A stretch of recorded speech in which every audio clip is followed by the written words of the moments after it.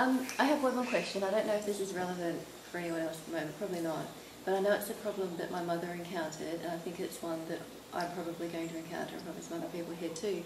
So when you have children, okay, and they start eating, and so my mum had a lot of trouble with this. So just in other people that are concerned about the children, and when they say to you, okay, it's your choice of your body, but what about your child, and all that sort of like... Yeah, that is certainly a much bigger issue. So I think what Bernadette is saying is, if you're feeding your children only fruit and salad, and the people around you are flipping out because they're not getting enough protein, they're not getting their RDAs of pizza and fried chicken, then you can't be healthy without that stuff, right? How do you handle that? And that is a more challenging situation.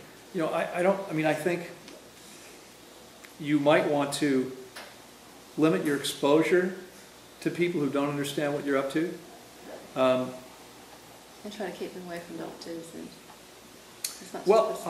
I would certainly keep anybody I love away from doctors. Yeah. I haven't been to a doctor in 30 years. I'm never going back, except for trauma. I mean, when I cut an artery in half, I'd get it sewn back together. That's happened a couple times. I think it's a good idea to do that. Trauma medicine is the only medicine I will ever partake of again. Well, I'm not sure if it's mandatory in Australia to have, for example, your babies and children checked every, or which vaccines or... I would get online as quickly as possible and see if you can find a doctor in your area. If you have to go see a doctor every year or whatever it is, I would see if you can find someone in the raw vegan community who knows of a doctor that is more sympathetic. Yeah. Maybe there's one who exists. Maybe there's an MD that's been turned on to this. Naturopathic doctors.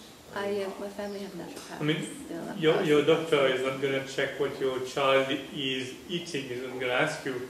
He's going to check if he's fit, he's healthy, and so doing a few tests, and he'll be perfectly healthy. So he's not going to ask you, what do you give him to eat? I think you're probably right. I mean, it does happen sometimes. It happens. Vegan children, as I told you guys about the story with my youngest client, Flynn, my godson, who was a raw vegan, and was growing more slowly than most children. And so the doctor did ask what they were feeding him. And they made the decision to tell the doctor the truth. I don't know that that's always so wise. I don't think you have to do that. I mean, I think they could have easily said, we feed him a regular diet. Doctor doesn't know. He's not there. If you tell him that, the doctor would have said, oh, well, I guess for some reason he got the small genes in the family. Okay. I mean, the kid was healthy, right? So as Julian is saying, if the child is healthy and you tell the doctor they're eating normally, how are they going to know? Now, what would be best would be to find a doctor that you could actually be honest with, if they were sympathetic. So if you can find someone who, maybe there's a raw vegan MD in your town.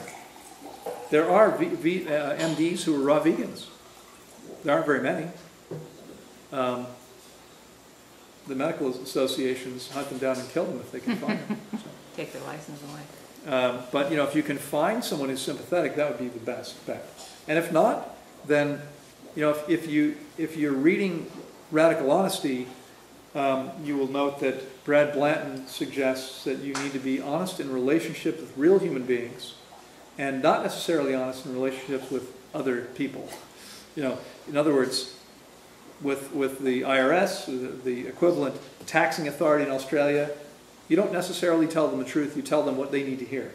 Okay? With the government in general, maybe with the MD, if you're worried about the state's ability to take your child away, then you tell them what you need to tell them. That's how you protect your family. You don't tell them the truth because it's not a personal relationship.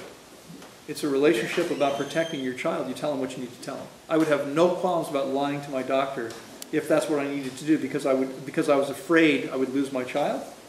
I would lie over and over again all day long, no problem. Or that they're going to force vaccinations on your child or Yeah. something you don't want. Yeah. I mean, again, you want to find a doctor who's sympathetic to that issue too. Yeah. There are some. There are some who understand. There's more and more information. You can show them, There was a big controversy, while most of you were here, I think I told you about. In the U.S., one of the authors of a study published by the Center for Disease Control, where they neglected to include a lot of information about the link between vaccines and autism. So you could point this kind of information out.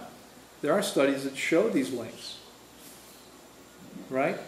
I don't know what it's like in Australia. In the U.S., you can still claim religious exemption, and you don't have, they don't, you just have to say, well, this is my belief. This is my belief, is that it's, God said no. Or claim. Well, that's a good one. Yeah, well, in the U.S. that works. You can get away with that. They can harass you, but ultimately the law still says you can do that. Some schools can threaten to not let your child go into school.